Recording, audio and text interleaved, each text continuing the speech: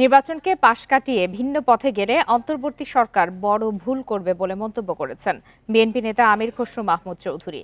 আরেক নেতা হাফিজ উদ্দিনের দাবি, নির্বাচনের কথা আসলে উপদেষ্টাদের চেহারার দিকে তাকানো যায় না। রবিবার রাজধানীতে আলাদা অনুষ্ঠানে এসব কথা বলেন তারা।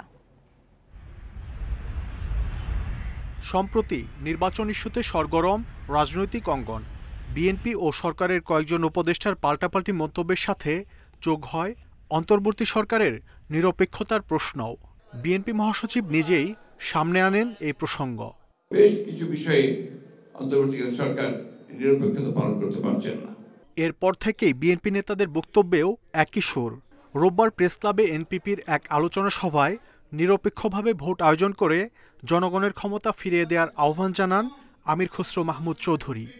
যে ভুলগুলো হয়েছে বিগত দিনে, এটা গণতান্ত্রিক প্রক্রিয়ার মাধ্যমে এই কারেকশনটা করতে হবে। কেউ যদি দ্বিতীয় পথ বেছে নিতে চায়, জনগণকে বাইরে রেখে কোনো গোষ্ঠী, ব্যক্তি, দল, সেটা বাংলাদেশের জনগণ গ্রহণ করবে না। আর কেউ করতে চাইলে তারা সেটা বড় ভুল করবে। যারাই করতে চেয়েছে তারা কিন্তু কেউ টিকে থাকে না। ঢাকা রিপোর্টার্স ইউনিটিতে আলাদা অনুষ্ঠানে বিভেদ নয়, ঐক্য নিশ্চিতের পরামর্শ দিয়ে বিএনপি নেতা হাফিজ উদ্দিন আহমেদ বলেন, নির্বাচন নিয়ে কুটচাল নয়, চলতি বছরেই ভোট চায় দেশের মানুষ। যারা পরিচিত জনগণের কাছে তারা একটা কথা হলে মানায়, কিন্তু নাতির বয়সী ছেলে যদি বিএনপি মহাসচিবের বিরুদ্ধে খোঁচা দিয়ে কথা বলে, এটি অত্যন্ত দুঃখজনক। আমরা এটা আশা করি না। তারা সবাইকে সমান দৃষ্টিতে দেখবেন। এখানে বসে কিংস পার্টি করার চেষ্টা আপনারা করবেন না। রাজনীতিতে কোনো কুটকাচাল করবেন না, প্রতিবেশী রাষ্ট্রকে সুযোগ দেবেন না, বিশেষ করে পতিত স্বৈরাচার।